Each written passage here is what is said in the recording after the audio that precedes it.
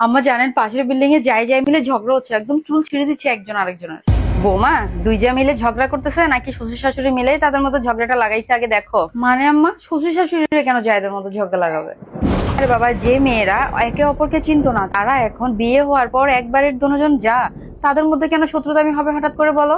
শোনো, বড় বউ ছোট বউ মেজো বউ যাই বলো না কেন, তাদের মধ্যে কিন্তু মাঝখানে দেওয়াল নিজে নিজে তৈরি হয় না। দেওয়ালটা কিন্তু শ্বশুর শাশুড়ির জন্যই তৈরি হয়।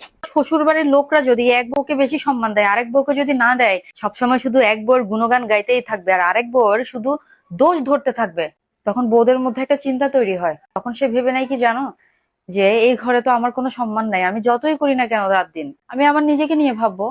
আম্মা, আপনি একদম ঠিক কথা বলেছেন, আপনার কথা একদম যথেষ্ট যুক্তি আছে। বোমা, সংসার কিন্তু তখনও ভাঙে না যখন বউদের চিন্তা ভাবনা আলাদা আলাদা হয়। সংসার কখন ভাঙে জানো? যখন শ্বশুর বাড়ির লোকদের ন্যায় বিচার এক এক বউয়ের জন্য এক এক রকম হয়। বোমা, জায়েদের মধ্যে সম্পর্ক খারাপ হওয়ার আসল কারণ হলো যে শ্বশুর বাড়ির লোক, আর বিশেষ করে শ্বশুর শাশুড়িরা এক বউকে মাথায় উঠে রাখে, আরেক বউকে হচ্ছে যে পায়ের তলায় ফেলে রাখে। যে ঘরে ভালোবাসা থাকে না, যে ঘরে সম্মান সমান সমান থাকে না, সেই ঘরে সম্পর্ক কখনো গড়ে ওঠে না রে বৌমা, সম্পর্ক ভেঙে যায়। আর সেই ঘরটার মধ্যে কোনোদিন সুখ শান্তিও আসে না, সারা জীবন ঝগড়াই লেগে থাকে। এই যে যেমন তুমি এখন শুনে আসলা দোনো জায়ের ঝগড়া হচ্ছে, ঠিক তেমনই বৌমা। শ্বশুর বাড়ির লোকরাই কিন্তু জায়েদের মধ্যে ঝগড়া লাগাবার মেইন কারণ থাকে, আপনার কথা যা বুঝতে পারলাম।